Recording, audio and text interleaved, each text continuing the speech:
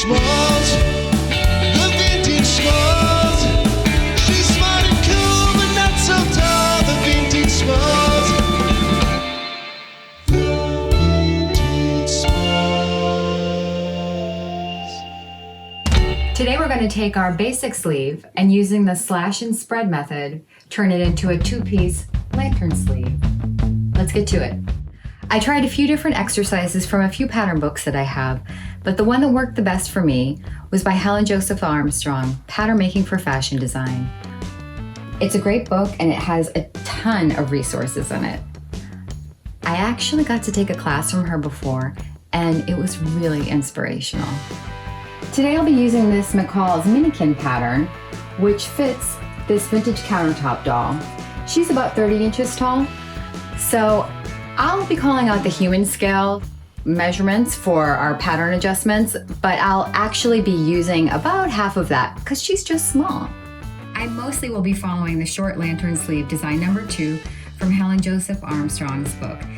In my edition, it's on page 347. Let's talk about the supplies we'll need to do these pattern adjustments. We'll need a copy of our sleeve, some pencils. I prefer to use mechanical pencils, but you can use whatever kind you like. A curved ruler, a large and a small see-through ruler, paper scissors, an eraser, because we all make mistakes, a pattern notcher, not necessary, but I happen to have it, so I'll use it. It makes these really cool divots in the paper, tracing paper to make copies of our pattern, and tape. All right, we're ready. Let's get to it. I've already gone ahead and made a copy of my pattern.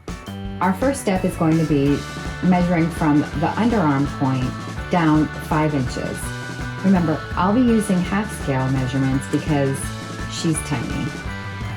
Make your point and then go to the other side and do the same measurement, 5 inches down from the underarm seam. From your points, draw straight across. Now that we've drawn our line, we're going to go ahead and cut the bottom part off. We don't need that anymore. We'll only be working with the top.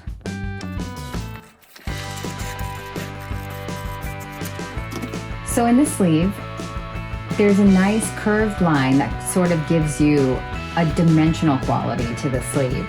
In order to achieve that, we need to cut the top and the bottom of our new short sleeve in half, but with a curve. So how we're going to do that is we're going to take our sleeve, fold it in half,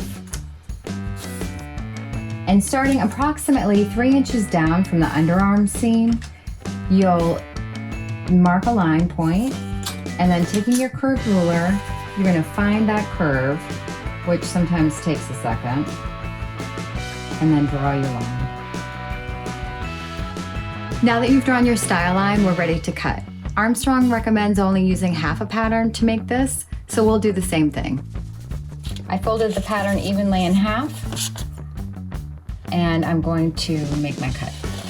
So first I'm going to cut it in half, and then I'm going to cut on that new style line. And now on our style line.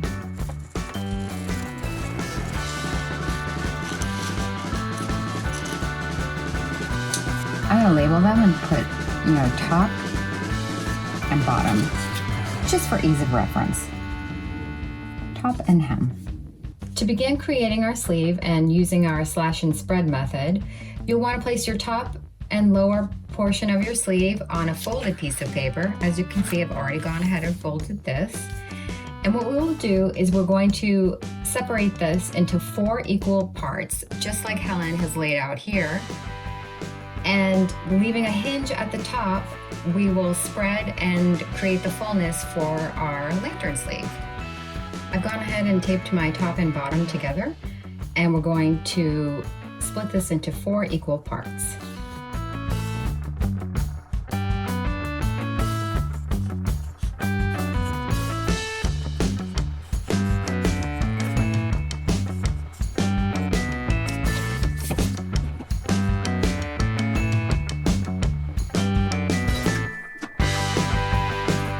For the lower portion of the sleeve, instead of leaving the hinge at the top like we did up here, we'll be leaving the hinge at the bottom, the hemline. Remember, to, not through. just a teeny tiny bit.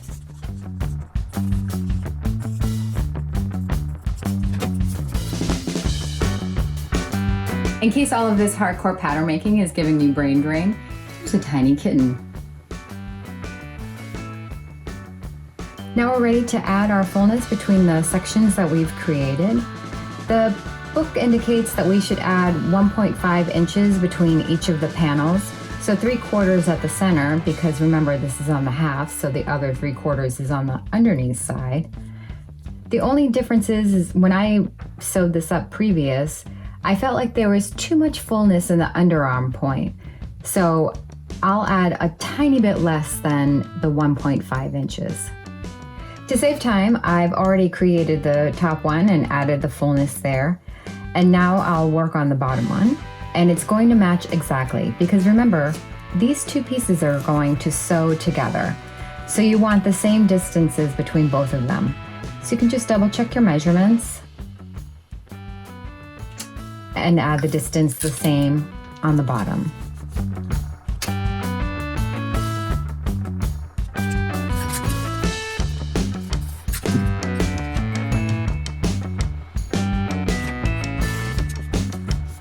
Okay, now we'll add our style lines. So now that we've slashed and spread, we're going to add a little bit of length at the center point here. For human scale, you'll want to add 1 inch. Since mine's approximately half scale, I'll add a 1/2 inch. And then you'll take that line and you'll bring it to 0 at the very tip of the underarm seam line. I'm going to use my curved ruler and then even it out with my straight ruler. And we'll do the same thing to the lower portion of our sleeve.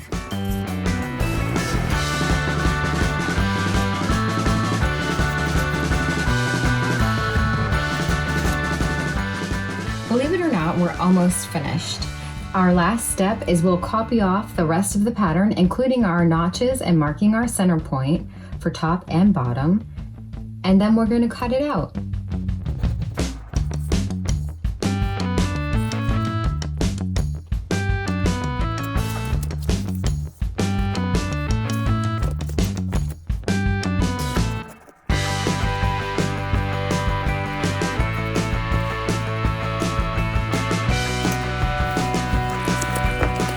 Now that we've drawn all of our lines in and I've copied my notch, I'm going to go ahead and cut it out. Remember, it's on the fold.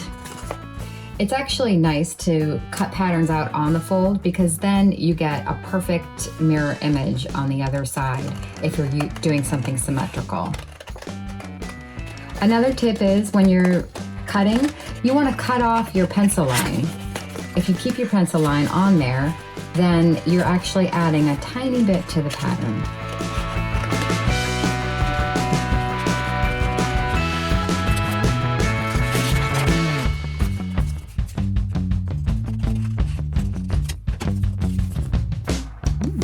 So as you can see, this sort of came out a little bit of an odd shape.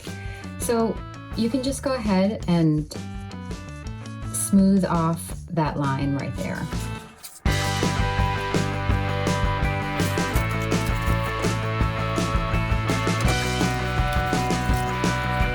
And there we have our lantern sleeve. We're going to walk our pattern, and what this is we're just going to make sure that this line and this line are the same length. That way when you sew them together, it goes together smoothly and you don't have to fuss with it.